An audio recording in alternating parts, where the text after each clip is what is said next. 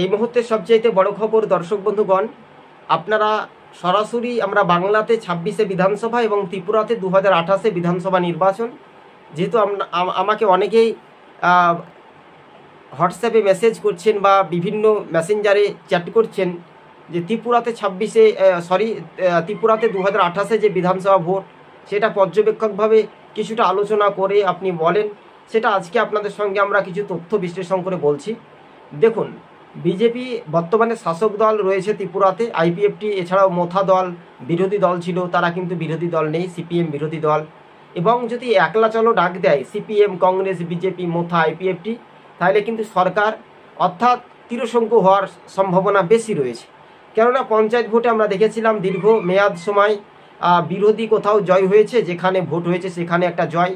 আর BJP তো বিনা প্রতিদ্বন্দ্বিতা আগে তারা ভালোই ফলাফল করে ফেলেছে পরীক্ষায় না বসার আগে। কিন্তু স্বাভাবিকভাবে পরীক্ষাতে বসার আগেই যে একটা রাজনৈতিক সমীকরণ উত্তর পূর্বের রাজ্যে ত্রিপুরাতে আপনারা জানেন যে 35টি ব্লক এবং সরাসরি 8টি জেলা রয়েছে। তার মধ্যে খুব গুরুত্বপূর্ণ অর্থাৎ 60টি বিধানসভার আর ম্যাজিক ফিগার বলছে 31টি আসন পেতে হবে, 31।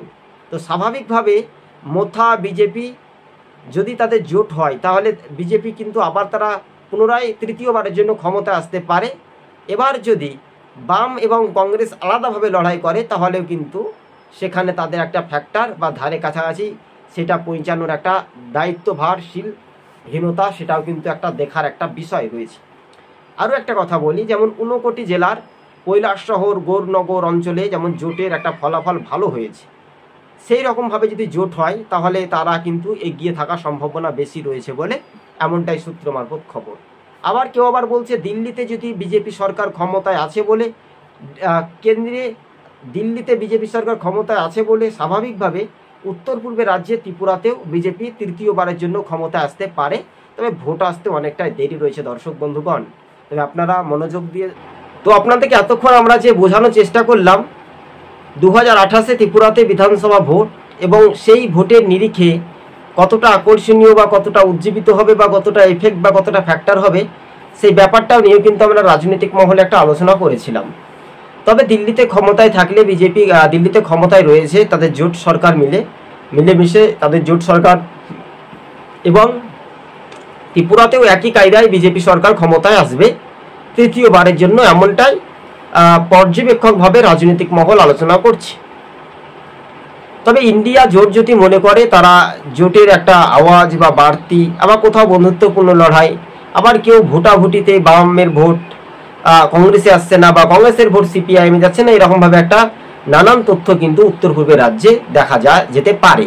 তো স্বাভাবিকভাবে কৈলাস শহরের মতো জায়গাতে যে পঞ্চায়েত ভোট হয়েছিল বা ভোটের ফলাফল 12ই আগস্ট আপনারা জানেন, সেখানে রীতিমতো কিন্তু তারা 15টি অঞ্চল জোটের দখলে, 5টি অঞ্চলে বিজেপি, পঞ্চায়েত সমিতি 1টি কিন্তু জোটের দখলে যায়।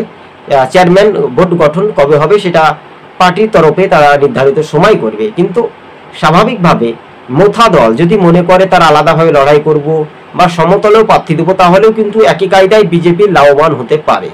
স্বাভাবিকভাবে এবার সমতল থেকে পাহাড় পর্বত, পাহাড়ে 20টি বিধানসভা আসন এবং সমতলে ত্রিপুরায় সমতলে 40টি আসন, এই 20 আর 40-এ 60টির মধ্যে 31টি আসন পেতে হবে। তাহলে সিপিএম এর তাবড় নেতারা কেন ভোটে দাঁড়াচ্ছে না বা দাঁড়াবে কি দাঁড়াবে না সেটা কিন্তু ভবিষ্যতে বলবে। এটা একটা পর্যবেক্ষকভাবে আপনাদের সঙ্গে আমরা প্রতিবেদন বা প্রতিক্রিয়াগুলি তুলে ধরেছি। তো স্বাভাবিকভাবে আপনারা প্রত্যেকেই অবগত বা প্রত্যেকেই জানেন যে ত্রিপুরাতে ভোটাভুটিতে মানুষের অধিকার, রেগার মজুরি, তারপরে আপনার সিপিএম বিরোধী দল হিসেবে কতটা কাজ করছে বা কংগ্রেসের সুদীপ রায় বর্মনরা কতটা উজ্জীবিত হবে, এই সমস্ত রকমের সব তথ্য কিন্তু আস্তে আস্তে ধীরে ধীরে একটা ভাইরাল হওয়ার সম্ভাবনা বেশি রয়েছে বলে এমনটাই পর্যবেক্ষকভাবে মনে করানো হচ্ছে। তবে দর্শক বন্ধুগণ, খুব সিম্পল একটা উদাহরণ দিয়ে সিম্পল আপনাদেরকে বোঝাচ্ছি।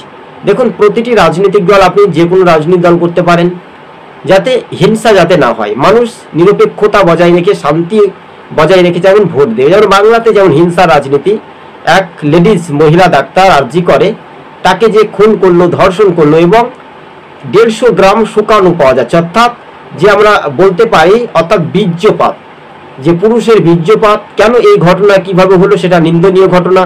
আরজি করের ঘটনা নিয়ে কিন্তু বাংলার মুখ্যমন্ত্রী মমতা বন্দ্যোপাধ্যায়ের পদত্যাগ আমরা চাইছি। ত্রিপুরার আগরতলাতেও একই কায়দায় বিভিন্ন দলমত নির্বিশেষে চিকিৎসক থেকে, রাজনৈতিক মহল থেকে, শিক্ষক থেকে, ছাত্র যুব থেকে তারাও কিন্তু প্রতিবাদে সামিল হয়েছিল, আপনারা জানেন। কিন্তু এই রাজ্যে শাসক দলের যে বাহিনী, সেটা কিন্তু চিকিৎসকরা রেহাই পেল না। তার পরিবার পরিজনরা মানে একেবারে শোক, মানে কান্নায় আওয়াজ। কিন্তু এবার ত্রিপুরাতেও একই কায়দায় আমরা জানতে পারি, ত্রিপুরাতে শান্তি ফিরুক, যে সরকার থাকবে মানুষের কাজ করবে, 10,323 চাকুরি প্রার্থীরা যাতে বঞ্চিত না হয়। শিক্ষক খুনের ঘটনায় আরও একটা তীব্র নিন্দা জোরালো হচ্ছে ত্রিপুরায়। তবে এই ঘটনাগুলো কে করছে, যে করুক না কেন, এগুলো সরকারের খারাপ হচ্ছে বা সরকারের দোষ হচ্ছে, সেটা যদি নিজেদের মধ্যে আয়ত্তে না আনতে পারে দর্শক বন্ধুগণ, তাহলে একটা বড় মাপের একটা ভুল হতে পারে, তাই তো? এই বিষয়গুলি আপনারা ধৈর্য সহকারে ভালো করে মনোযোগ দিয়ে শুনবেন।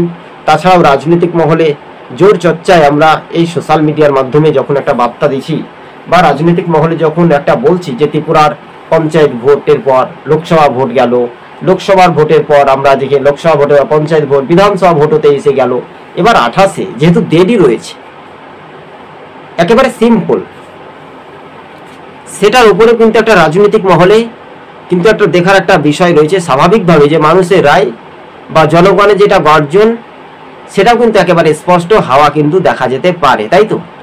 এই বিষয়বস্তুগুলো ভালো করে মানুষের একটা সহযোগিতা, আত্মত্যাগ, রাজনৈতিক মহলে একটা রাজনৈতিক সমীকরণ, সেটাও কিন্তু একটা দেখার একটা বিষয় তো থাকবেই।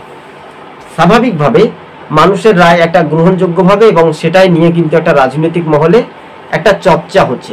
সেই চর্চার সমীকরণটা কি হতে পারে আপনারা নিশ্চয় জানেন, কিন্তু রাজ্য রাজনীতির বিষয়টা নিয়েও তো একটা প্রতিফলন বা প্রতিজ্ঞা আমরা সেই বিষয়টা নিয়ে কিন্তু জানতে পারছি বা যাচাই করছি। আপনারা বুঝতে পারছেন ত্রিপুরাতে ভোটের ফলাফল বা 28-এ ভোট হবে, কারা ক্ষমতায় আসবে, আপনার মনে কি বলছে?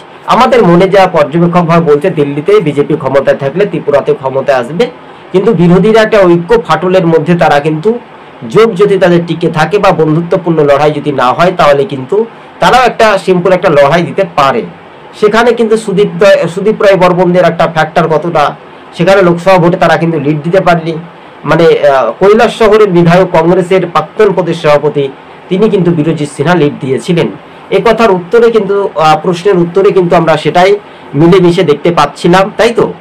এবার ধৈর্য সহকারে কিছুটা মনোযোগ দিয়ে জানবেন যে ত্রিপুরার বিধানসভা ভোট যেহেতু দেরি আছে, অনেকটা দেরি, জনমত সমীক্ষার ইঙ্গিতে পূর্বাভাসে বলছে যে 60টির মধ্যে বাম কংগ্রেস কটি আসন পাওয়ার সম্ভাবনা বেশি, সেটা কিন্তু আজকে আপনাকে বলছি না।